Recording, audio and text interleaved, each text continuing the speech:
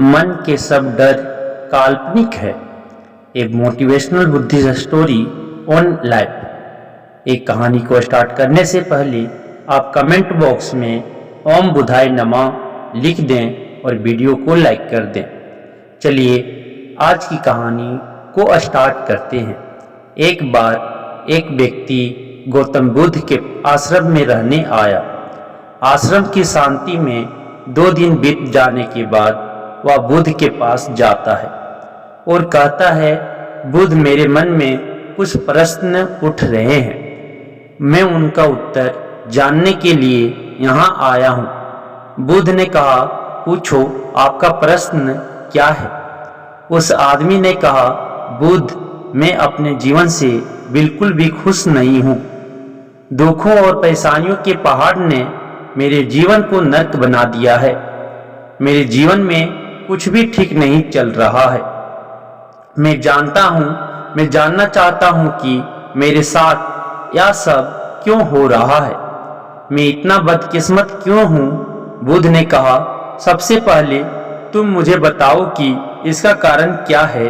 आपके दुख के लिए वे कौन सी बातें हैं जिनके कारण आप इतने परेशान और चिंतित हो गए?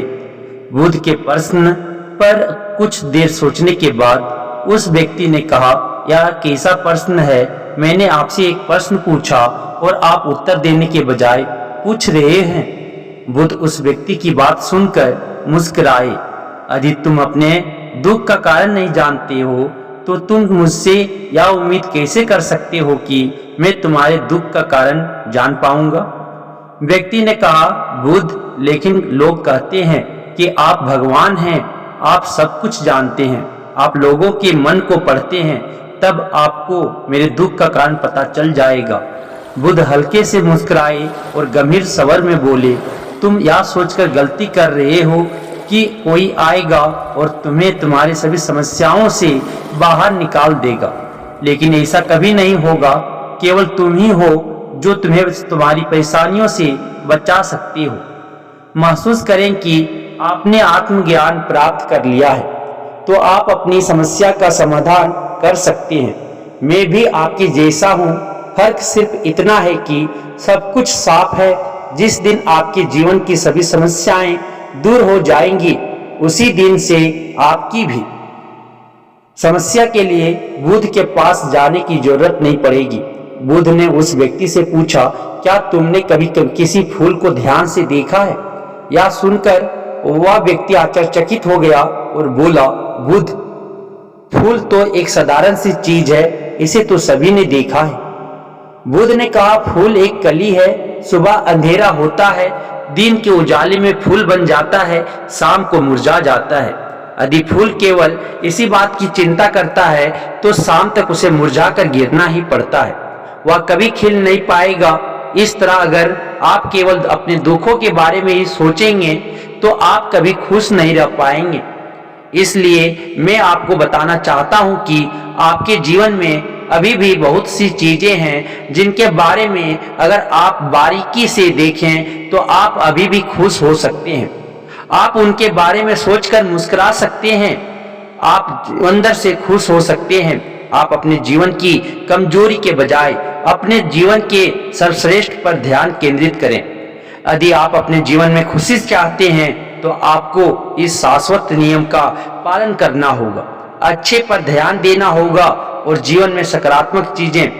मैं तुम्हें सिर्फ रास्ता दिखा सकता हूँ, मैं तुम्हें दिखा सकता हूँ कि उस रास्ते पर कैसे चलना है, लेकिन तुम्हें उस रास्ते पर चलना होगा। बुद्ध के ऐसे शब्द सुनकर वह आदमी कुछ देर तक शांत बैठा रहा। फिर उसने कुछ सोचा और कहा, लेकिन बुद्ध, मैं चलता हूँ, एक बात समझ नहीं आ रही, क्या मेरा पूरा जीवन एक ही तरीके से हल हो सकता है? बुद्ध ने बहुत धीरे से उत्तर देना शुरू किया। मान लीजिए कि कोई भविष्यवक्ता आपको बताता है कि आज शाम तक आपकी मृत्यु निश्चित है।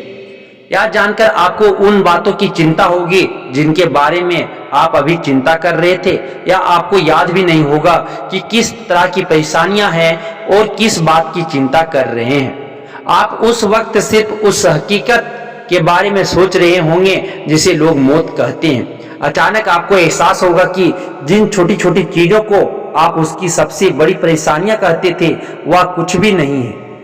अचानक आपको लगेगा कि चिंता करना बेकार है, आज शाम तक मैं दुनिया छोड़ने वाला हूं, और आप पाएंगे कि आपके पूरे जीवन के वे क्षण व्यर्थ हो गए जो आपने चिंता, ईर्ष्या और व्यर्थ कष्ट में बिताए होंगे।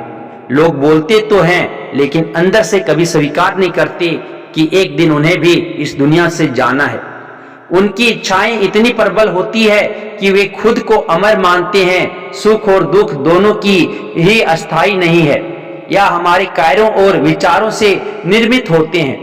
वह आदमी जो बुद्ध की बातें सुन रहा था टोकते हुए बोला, तो आपके कहने का मतलब यह है कि मैं हमेशा सोचता हूं कि मैं मरने वाला हूं। क्या यह सोच मेरी सभी समस्याओं का समाधान कर देगी? नहीं, ऐसा कभी मत सोचिए। आपको बस यह स्वीकार करना होगा कि दुनिया में मेरी उपस्थिति अनिश्चित है। मैं जब तक यहाँ हूँ एक खुशहाल जीवन जीऊंगा। आपके जीवन में जो भी अच्छी चीजें हो रही हैं उनके साथ जिए, वह तुम्हें आंतरिक खुशी और शांति देगी। अपना दिमाग ठीक करो और धीरे धीरे तुम्हारे जीवन की सभी समस्याएं समाप्त हो जाएंगी। व्यक्ति के जीवन के अधिकतर दुख उसकी इच्छा से ही उत्पन्न होते हैं, इसलिए आप अपने मन पर नियंत्रण रखें। यदि आप अपने मन का इलाज एक बच्चे के मन की तरह कर सकते हैं तो आपको आंतरिक शांति महसूस होगी। उस व्यक्ति ने कहा कि अपने मन को नियंत्रित करने की बात कही, आप चंचल मन को कैसे नियंत्रित कर सकते हैं? बुद्ध ने कहा कि सबसे पहले तुम्हें सुख और दुख के बीच अंतर समझना होगा। आपको सबसे पहले यह जानना होगा कि आपके लिए खुशी और दुख का क्या मतलब है।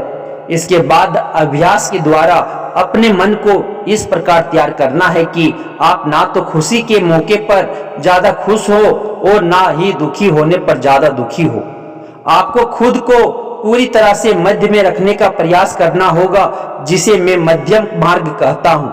यदि आप अपने जीवन में गहराई से उतरेंगे और यह पता लगाने का प्रयास करेंगे कि क्या चीज आपको खुश करती है और क्यों, तो अंत में आपको केवल एक ही उत्तर मिलेगा ही कि आप आपके सभी दुखों का कारण है। आपकी इच्छा, आसक्ति, इच्छा, ये सब आपके मन द्वारा निर्मित है। इसलिए यदि आप अपने मन पर नियंत्रण कर लेंगे तो आपके सभी दुख समाप्त हो जाएंगे। गौतम बुद्ध ने उस व्यक्ति से कहा कि यदि आप एक और छोटा सा काम करेंगे तो आप देखेंगे कि आपके जीवन के सभी दुख हमेशा के लिए समाप्त हो जाएंगे। बुद्ध के मुख से ऐसे वचन सुनकर वह व्यक्ति उत्तेजित हो गया और बोला, मुझे उसके लिए क्या करना होगा?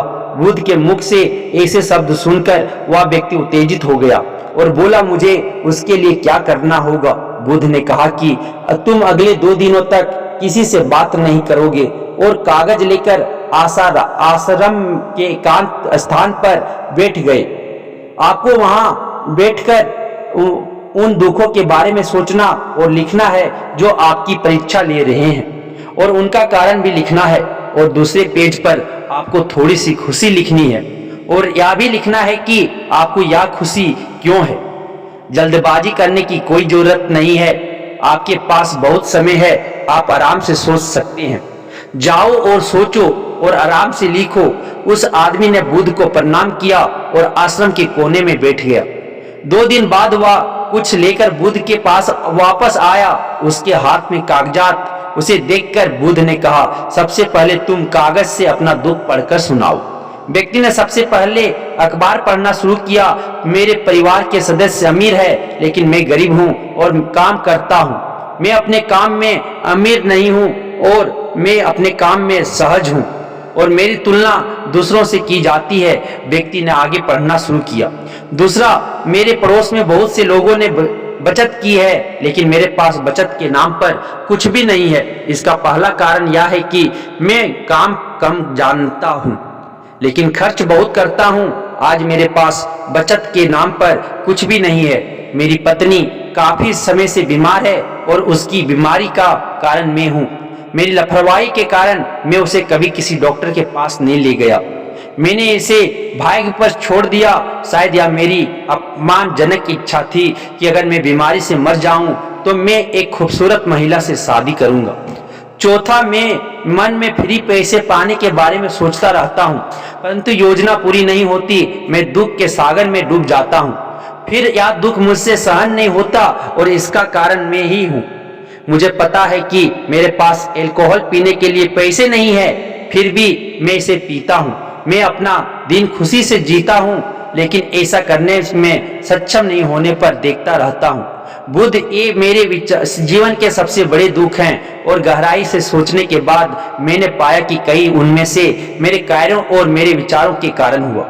यह सुनने के बाद आपने मुझे खुशी का पेपर पढ़कर सुनाया। पिछले 2 दिनों में मैंने जो कुछ भी महसूस किया वैसा मैंने अपने जीवन में कहीं भी अनुभव नहीं किया, एक्सपीरियंस नहीं किया। पिछले 2 दिनों में मुझे एहसास हुआ कि वास्तविक शांति और आनंद कितना महान है और मैं इसका अनुभव करके बहुत खुश हूँ। मेरी खुशी के कारणों की सूची बहुत लंबी है। इसे पढ़ने और समझने में बहुत समय लगेगा। उस व्यक्ति के मुंह से ऐसी बातें सुनकर वह व्यक्ति मुस्कुराया और बोला, सिर्फ आपके लिए ही नहीं बल्कि हम सभी के लिए कारण एक ही है। वह व्यक्ति अपना बहुत सारा समय बर्बाद करता है, आप दुख का कारण ढूंढने में लगे हैं।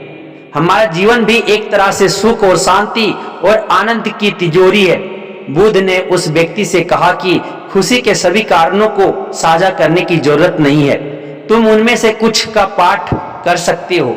वह व्यक्ति बड़ी मुस्कुराहट के साथ पढ़ने लगा, पहली खुशी क्योंकि मैं जीवित हूँ और दुनिया में रह रहा हूँ और मैं स्वस्थ हूँ। मेरे माता पिता, एक पत्नी और 2 बच्चे हैं। ऐसे ही मेरे पिता के पास कई अनमोल खजाने हैं, जैसे मेरे माता पिता का प्यार, मेरी पत्नी का प्यार, मेरे बच्चों का प्यार और एक पिता की खुशी। दूसरा कारण यह है कि मैं कड़ी मेहनत कर सकता हूँ, मैं कोई भी काम कर सकता हूँ। आपकी आय में कोई बाधा नहीं आ सकती और आप अपने परिवार की सभी जरूरतों को पूरा कर सकते हैं। मुझे खुशी है कि मैं एक खुशहाल परिवार बना सकता हूँ। मैं अपनी तुलना अपने भाइयों, अपने पड़ोसियों से करता हूँ और आपने कृपा करके मुझे मानवता वाला इंसान बनाया है। सभी बुरी आदतों को छोड़कर आप सुखी और खुशहाल जीवन जी सकते हैं। और मेरे लिए सबसे बड़ी खुशी और सौभाग्य की बात यह है कि मुझे यह एक जगह मिल जाए और जब तक मैं इस दुनिया में हूँ, हमारी इच्छा और आसक्ति ही सभी दुखों का कारण है। मैं खुद को जानने की पूरी कोशिश करूंगा और मैंने कभी नहीं किया। जीवित रहे, अब आप अपने परिवार के पास रह सकते हैं। यह जीवन सबके साथ है। आपके जीवन में कोई भी परेशानी आपको घेरने की कोशिश कर सकती है। जीवन अपने आप से कहने के लिए बहुत छोटा है और इस जीवन में आप चिंताओं और दुखों के खुद पर हावी नहीं होने देंगे।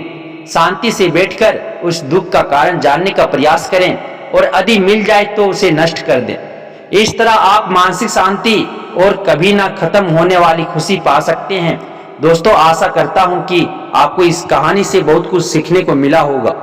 इस कहानी में बस इतना ही और अगर एक कहानी आपको अच्छा लगा हो तो अपने दोस्तों के साथ अवश्य शेयर करें। धन्यवाद।